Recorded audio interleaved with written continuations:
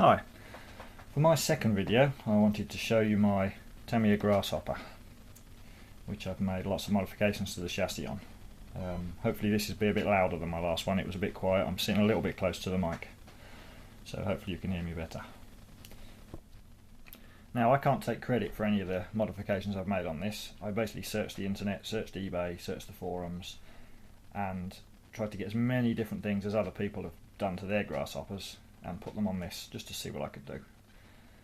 You can probably buy a much cheaper kit that will go a lot quicker and handle a lot better than a grasshopper without any modifications, but you know, where's the fun in that? I wanted to change this.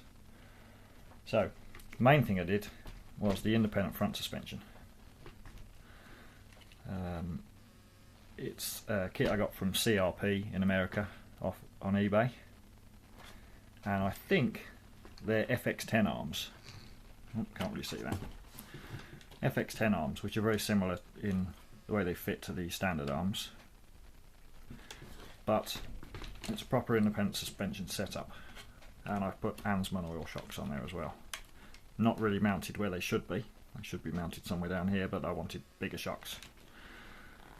You can see the wheel stays quite straight in its travel up and down. It's much better than the standard one, which, if you want to see a comparison, here's a standard one. This is my son's, totally stock, and you see the wheels just fold in. As soon as you lift the suspension up, the wheel just collapses in, and so as soon as the car goes backwards, it just squats down.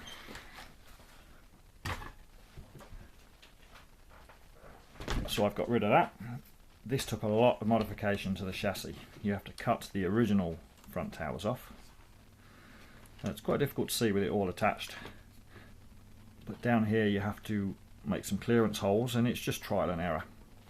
Make a small cut, fit it, see if it fits. If it doesn't, make another one. I fitted it, used my own stainless steel Allen head screws, apart from these three which I used to start with, which came with the kit, but unfortunately they're an American thread, not a metric, so I can't really swap them.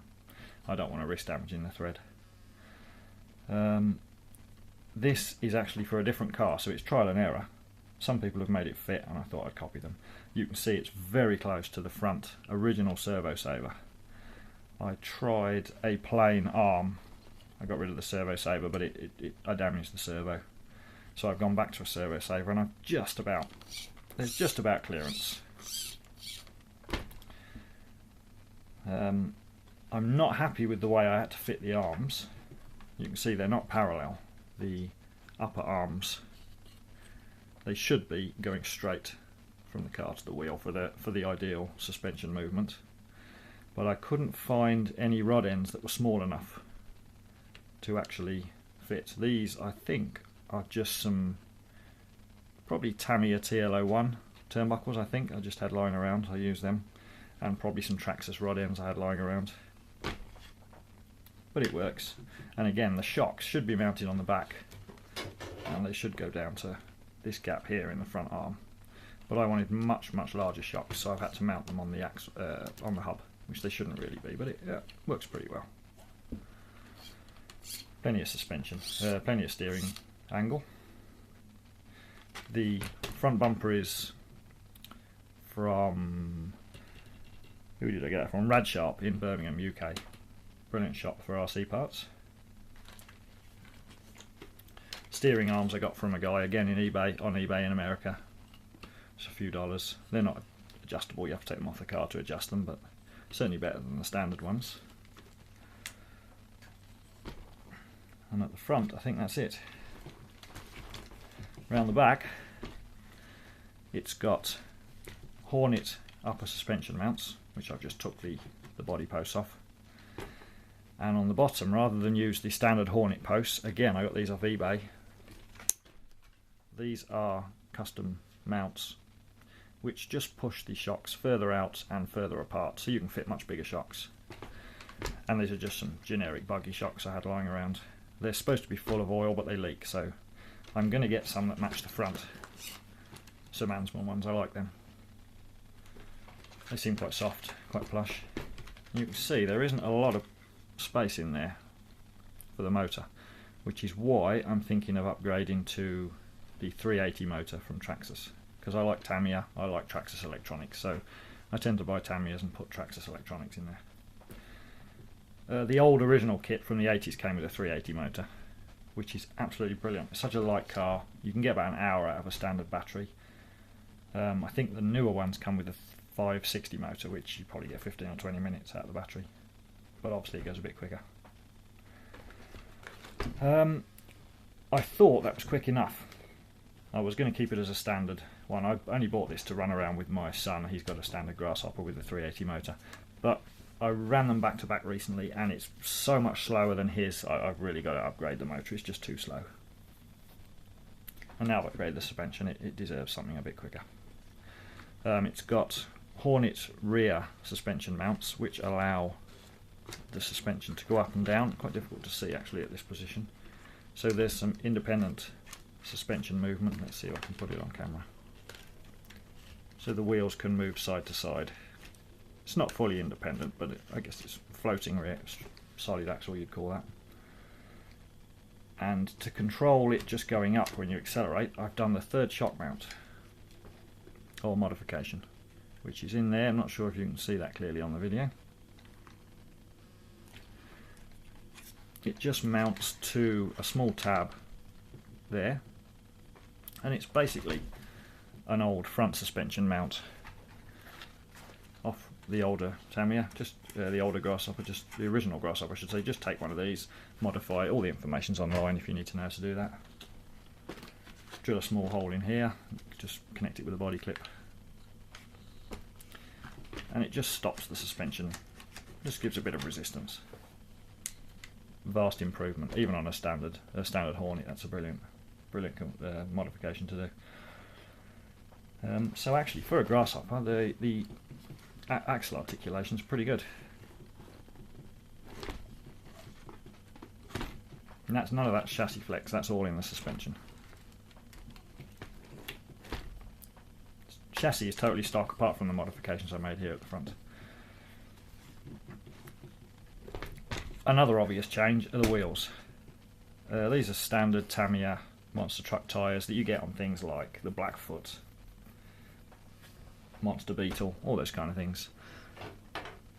And the rear fitting is the old style Tamiya fitting. The newer hex ones won't fit, obviously you need adapters, but for the rear these just bolt straight on. As long as you've got that old style, just bolt straight on.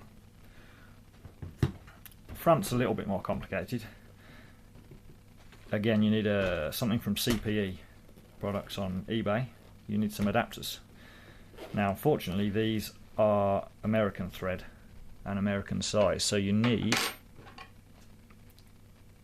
what size is it, a 1/4 inch spanner or socket. You can't use your standard Tamiya one because it will round off, and I made the mistake and I damaged one, I damaged the nuts. Luckily it wasn't terminal. But I found if you use these are just hex bits, that is a 1/4 inch. And I've got 4 or 5 of these on different screwdriver sets, and they're all a 1/4 inch.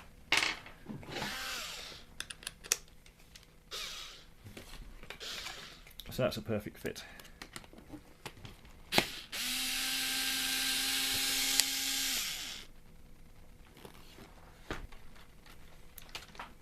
So that's the standard axle. Standard wheel just goes straight on there with a couple of bearings. These are a lot wider, and so you can't fit the 2 bearings. So all this does, it just gives you a longer axle. It goes on there and you can see it's much longer now. Takes the 2 bearings, and you can put a standard old-fashioned twin bearing wheel off a Tamiya monster truck. That should have the bearing in there. There we go. Now, I found there was a bit too much play in mine, so I just mounted mine with a couple of washers. I think I used 3 on the outside.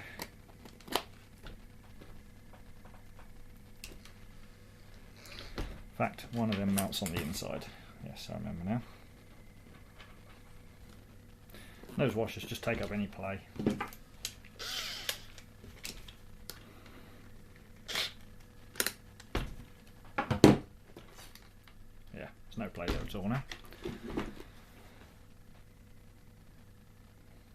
Now the body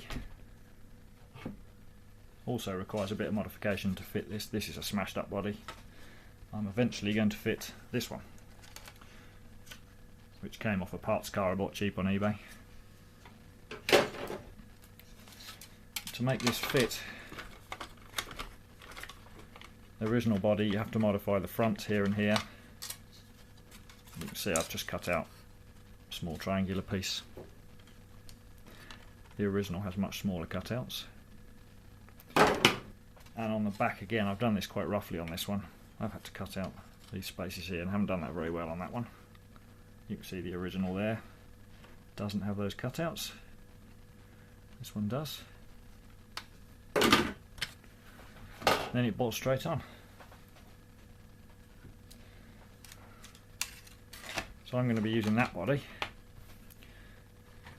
My son's car, which also you can see has had exactly the same problem. He's got this old Tonka body off an old toy. Old Tonka truck body, and we're going to fit that on his. I think it should look pretty good, especially if he uses the monster truck tyres as well.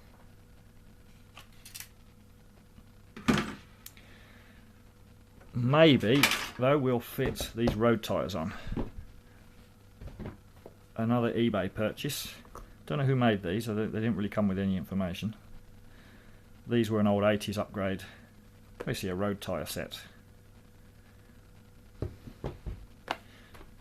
Smaller sidewalls, less tread. I guess better for the road if you fit an upgraded motor. And that's pretty much it.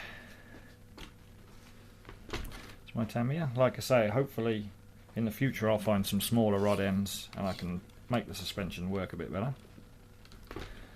I'll fit some decent Ansman shocks on the back and I'll upgrade the motor to a Traxxas. But all of those parts cost money and I just don't have any at the moment to be spending on something that I don't use that often. And obviously I'll put this body on there as well. Another modification I'd forgotten about on the front are the steering knuckles. Well, not really a modification, more of a hop-up. The standard clear, almost clear plastic or white coloured plastic knuckles break regularly, and so you can buy some Tamiya ones. They're not actually for this model, but they're identical. You can go on eBay and look for them. They're just reinforced plastic. I think they've got some carbon in there, and they're the black ones, and they're about the same price, so it's stupid not to use them. Of course, if you want to fit these sort of wheels or the similar monster truck tyres from a Midnight Pumpkin or something like that, you can actually use the Midnight Pumpkin and Vanessa's Lunchbox hubs, and then you don't have to worry about this adapter because they're much longer. But of course, they're not they're not hop-ups, so they're not as strong. They'll have the same weaknesses as the originals. You can also do this third shock mount modification, I should say, to those vehicles, which vastly improves the handling, especially if you're going brushless or anything like that. A lot of people do that. The only other thing I've done to this, all the other things, are I've swapped every possible screw I can for stainless, Allen head bolts, screws, whatever. And I've completely rebuilt the rear end with new bearings and new gears. So it's ready to take brushless or a larger motor or whatever I want to put in there in future, when money allows. Yeah, so all in all I'm pretty pleased about this. The only problem is it's just slow. So hopefully I'll be sorting that out in the future with a new body, and I'll probably put another video up then, if I'm going to get around to doing that. So thanks very much for watching.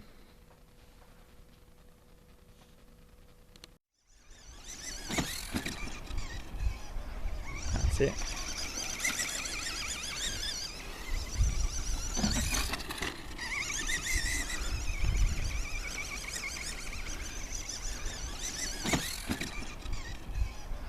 That's it.